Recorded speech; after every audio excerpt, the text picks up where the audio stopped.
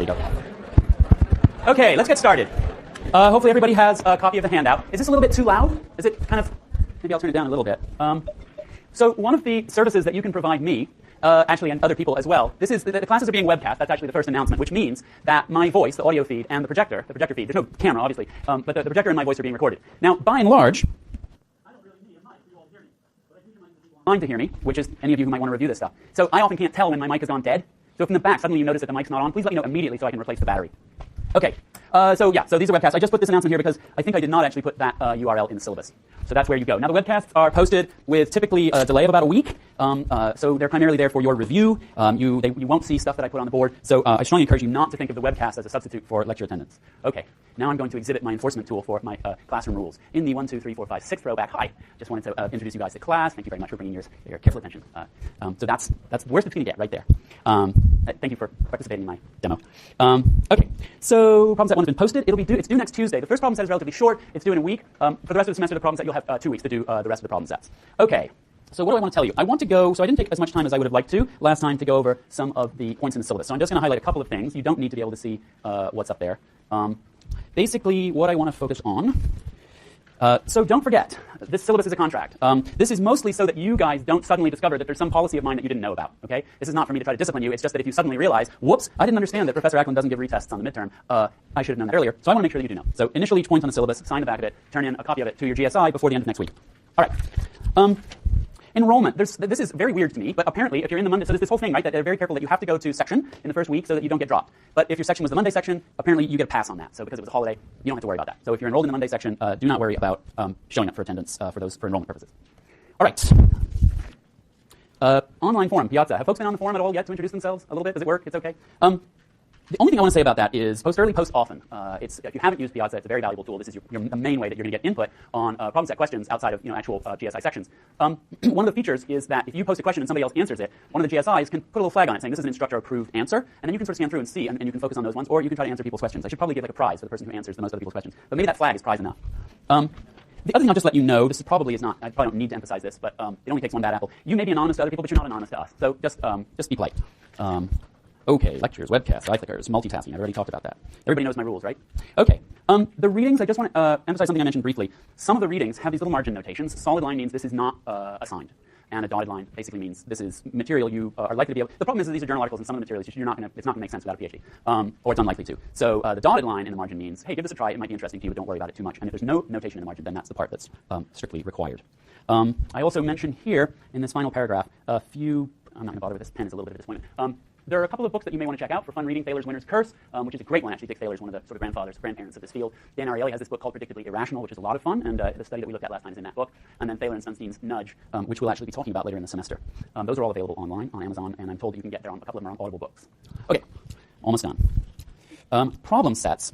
The thing I'm going to say something about that in a second. Okay, exams. This is important. So 2 midterms and a final, as in many classes. Final cumulative, but bias towards the final third, blah, blah, blah, blah. There are no makeup exams. Okay, so the way this works is if you miss a midterm, you need to contact me no later than 3:30 on the day of the exam, so right before, no later than the beginning of the exam, with an excuse that meets university standards. The list of university sort of recognized excuses is in the syllabus, and you need to provide me with documentation. Then what I do is I give you an alternative assignment. You complete it in the requisite time, which will be a week or so, and then what happens is that your grade gets reweighted onto the other exams. Okay, so then if you miss the final, which I strongly encourage you not to do, then what happens again if you have a documented university-approved excuse, then I will give you an incomplete for the class, and you have a year to come back and take a final. If the class isn't offered within a year, then you contact me and we'll find another way of dealing with it. Okay, that is that. And then I also just like to emphasize this point. You might think this is silly. You'd be surprised. If there is a fire alarm during an exam, we will go outside and finish the exam, rain or shine. So the more professors have that policy, the fewer fire alarms there will be. I mean, it's embarrassing when a fire alarm goes off because you're thinking to yourself, really? There's somebody who thought that was a good idea? So, okay, grading, you have the grade weights, which I won't emphasize too much, except to say this. So the weighting goes like this. Lecture participation, that's the clickers, is 10%, problem sets 15%, midterms 25, each final 35. Now, if you're astute, you will notice that these numbers total 110%. That's simply because I live in a bigger world than other people. It takes 110% of your world. So no. What happens is that the exam, of the 3 exams, the one that you rank lowest on, the weight for that exam will be reduced by 10%. So this is to cut you some slack on the exams, particularly if the first one kind of bowls you over. Okay, so, and then somewhere in here you will see on problem sets, you get to drop a problem set. On the clicker points, you get to drop 4. So my goal is to give you some flexibility. Just a couple of things that I'd like to mention. Letters of recommendation for grad school. Some of you may be starting to make plans towards wanting to go into grad school, and some of you may not know yet whether you want to go. Letters of recommendation will be one of the most important parts of your application package. And to get a strong letter of recommendation, you have to actually get to know a professor. Okay, so I would encourage you, if you were thinking about that, to take advantage of opportunities to get to know me, particularly my office hours, where I'm very happy to talk with folks one-on-one, but also consider with other professors, trying to get involved in research projects and things like that. And then I have this bit about asking for help. Feel free to approach me about absolutely anything that is affecting your learning or your academic success, or in fact, any other part of your life. You're unlikely to have any difficulty that has not been shared by thousands of students before you, including, in most cases, myself. I like to think about. I had a friend who said to me once, Dan, I'm beginning to think that the sole purpose of your life is simply to serve as a warning to others. When someone tells you that, you've got a very good friend. So I've had most of the problems that most people have had. Everyone needs help. Embarrassment, shame, and fear are not good excuses for not getting help. So please approach me if you're concerned about anything. There's the email address here for the Student Learning Center, Econ Tutors, Disabled Students Program, and Counseling Services. I've made use of. Yes, all of those. I was a student here as an undergraduate, then I got a master's degree here, and then I got a PhD. I have actually studied on Cal campus for a total of 22 semesters. There's little I haven't experienced here. Okay, so that's enough of that. Does anybody have any questions about any of what I just said from the syllabus? Yes? You get 4 free passes. Yes, yeah. So each lecture is 1 participation point. You get 4 free points, essentially. You need to not miss any more if you graduate. You may miss 3 more without being punished. Yeah. Okay.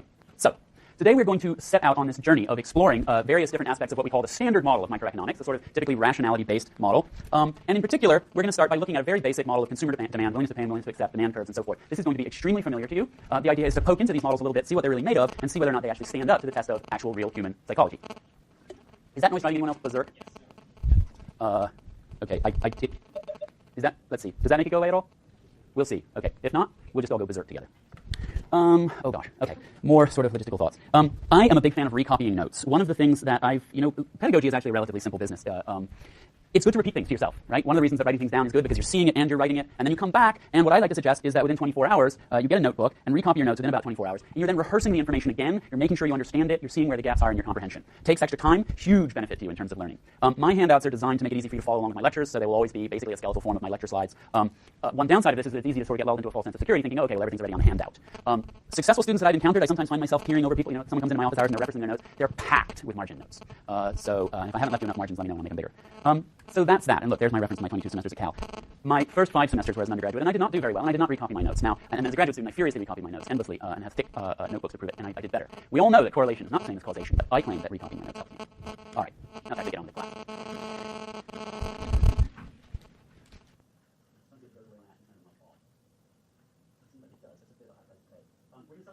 Back DTS and make sure they fix it. Okay, so here's what's going to happen in this class. For each segment of the syllabus, right? So if you look at the syllabus, the course outline is broken up into 4 or 5 chunks. For each segment, for the most part, first I'm going to start out by presenting some chunk of the standard model. Today it's going to be the simple 2-good consumption choice model that you're so familiar with, and we're going to talk about some of its implications, right? The way we work with models is we make a set of assumptions, right? We assume that people choose on the basis of price and income. We assume that they have a budget constraint based on sort of linear pricing. We assume that they have continuous preferences. We assume that their preferences are rational, da-da-da-da. And if all of those assumptions are correct, then we can draw all of these implications, right? That people will choose in predictable ways, that we will be able to map out a demand curve that will predict people's behavior, et cetera, okay? So what we're going to do, I'm going to sort of set up the standard model, specific pieces of the standard model, and then show you sort of this is what this model implies, must be true. Like if this model is correct, then this must be the way reality works, and then I'm going to show you evidence from reality that doesn't fit that, anomalies, okay? So step 1 will be to present the standard model and its implications, then phenomena that can't be explained, right? Anomalies. So if I have a theory that gravity pulls all objects towards the center of the planet, the implication is that every time I drop an object, it will fall to the floor. If I then come with a balloon and let it go and it floats up to the air, you need to improve your model, okay?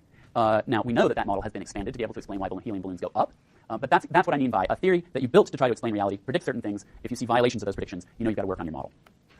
Then we will go to psychology and try to find well-established findings from the field of psychology that could explain the results we see. Then what we will do, which is essentially back into economics, is to say, can I tweak my mathematical model in a simple, tractable way to capture these psychological insights and perhaps come up with a model that does a better job of explaining reality? That's what we do. Then in each section, we'll discuss the implications of the new behavioral model, what it might tell us about public policy, which is my particular interest, and we'll explore some applications and extensions. This is how behavioral economics has always been done, okay? Starting back in, well, you could argue that behavioral economics goes back to 1974 with Kahneman and Tversky's Heuristics and Biases paper, which we will look at. But in my opinion, it really starts in 1979 with prospect theory, which is also, that's what Danny Kahneman won the Nobel Prize for. And it's the first time that somebody sat down and said, here's the standard model, it doesn't work. Here's a piece of the standard model that doesn't work, right? Expected utility theory doesn't work. Here's all this evidence that shows that it cannot be right. And here's a new behavioral model based on psychology, Kahneman and Tversky were both psychologists, that explains these results better, okay? And then we'll talk about what that implies for all kinds of economic and public policy issues. That's always the way it's been done. Look at the standard model, see what its implications are, find evidence that violates that, and then come up with a better behavioral model based on psychology. All right, so today we're going to do that for this 2-good consumption model, which I will start drawing on the board in a little bit, and you'll see that you're incredibly familiar with it. First, this is yes? Well, so the question was, say your name? Alex. Alex's question is, what happens if one person disagrees about what the standard model predicts? So you have two people saying, well, it predicts this, and someone else says it. So this is what's so fabulous about economics, right? We have, like all social scientists, we have these ideas about how human beings behave and what that looks like in aggregate. The difference is we write ours down mathematically, and we turn our conceptual assumptions, right? We think people have predictable rank orderings of their preferences. We turn them into mathematical statements. The fabulous thing about math is that you don't actually get to argue about it, right? That's the classic 2 plus 2, right? People who argue about that answer aren't, yeah. So yeah, arguing about that. So that's the point of economics, is that we get to take this, which is, it's just, people say this is all terrible, you're all stuck in math, and it's too simplified. But it has this great advantage. We always know what our assumptions are. We can state them mathematically, and nobody can disagree about what we're looking at. Does that answer your question? Okay. All right, so do this. This is our first clicker question of the course, and hopefully your clickers will all work, and hopefully my base will work. The question is this. What is it worth to you for the government to protect 100 acres of pristine forest, perfect untouched forest, from being paved over with asphalt? Now, you each in your handouts have a little scenario, which I have not put on the slide for reasons that will become obvious. And I want you to read through the scenario in your handout carefully and select the dollar range from among these ranges that includes the range that includes your answer to the question. So read through the scenario, answer the question yourself in dollar terms, and then circle the letter that is the range that includes that answer. And then what we're going to do is I want you to do that and circle your answer, and then we'll do the clicker input. So just take a minute to read it. And what I wanted to say, I'm going to be doing this throughout the semester, giving you these little sort of hypothetical scenarios. And basically, we're generating data for our own sort of edification and to explore psychological phenomena. So please take it seriously. Try to put yourself in the hypothetical situation and imagine what answer you would give if this was the real world. How long are we doing things now? One time fee. Yeah. So you have to. This is money you would actually put on the line. It's actually going to come out of your pocket or be given to you. So just try to put yourself there and imagine what it would be like. If your answer is 1,000, that's fine. Yeah. How much is the land worth and how many people are expected to do it? Don't know. What I'm trying to access is your preferences in the abstract. Okay. It could be how much you'd be willing to be taxed. It could be all kinds of things. This is a hypothetical scenario, but this is more questions than I've ever gotten on this before. Yes. So it's like a tax out of every bit. It could be. It could wind up being a tax. If you want to think of it as a tax or whatever, just I don't want to give too much away at this point. Just answer the question to the best of your ability. If you need to make assumptions, just make them. Okay. Does everybody have an answer circled? Okay. So here's what I'm going to do. It turns out that there are two different versions of the handout. And so you're either in group 1 or you're in group 2, and it should say at the top of the page whether you're in group 1 or 2. What I'm going to do is first I'm going to record the answers for group 1 and then for group 2. And then where are my GSIs? So did you get my email about... Okay, well, you come up here, because what you're going to do is you're going to compute some numbers based on the clicker base. So this is going to give you the percentages of people, right? So those are just weights. And then you write down the midpoint of the bin ranges and go and compute for me a weighted average of these numbers, okay, for each of the groups. Okay, are we ready? Drum roll. Group 1, enter your answers. There should be, that's about how many of you there should be. So, Is that total? no, those are percentages. Is that ABCD? Yeah. Mm-hmm. Okay, so good. Everyone's in, and we'll stop that. Tell me when you got them. Okay, and now group 2. Doot. A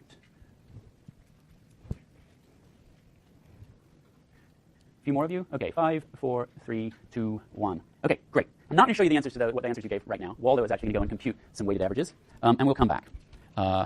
And for the time being, there's a decent amount of whispering and chattering going on, which A, on general principles, I want you to stop, and B, I don't want you to compare what's in your handouts for now. I want it to be a nice, like a birthday surprise. Okay, so let's put that in our hip pocket and think about a couple of things.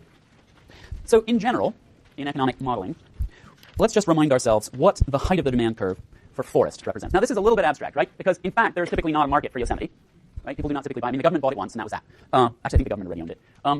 But you could imagine, right, trading units of 100 acres of wilderness forest on a market. There certainly are places where that happens. Sometimes the Bureau of Land Management, they certainly auction off leases on forest land, and certainly there are markets for forest land. So let's just imagine that hypothetically. We're going to be able to make use of the market model, even though this isn't strictly in some sense a traded good. So we can sort of postulate a demand curve, and we'll just always do a nice simple linear demand curve. What is the height of that thing?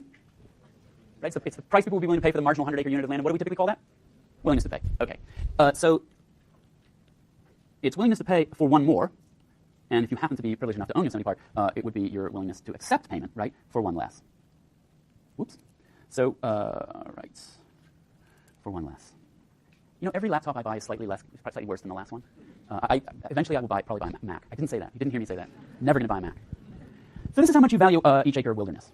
Am I right in saying that for all of you, regardless of which group you were in, that was the value of 100 acres of wilderness is what I asked you? Yes? Okay. So what does this do for us? Well, I talked last time about positive versus normative dimensions of economic modeling. Sometimes we talk about positive economics versus normative economics, but that's not really relevant because it makes it sound like they're two different things. There are two different ways in which we use our models. So for positive purposes, you could use this for various things, all of which would be, roughly speaking, about prediction. Positive economics is about predicting things or explaining what we see in concrete terms. So for example, for forest that actually is privately bought and sold, we could ask, what would happen, right? Let's say there's a fixed supply, the government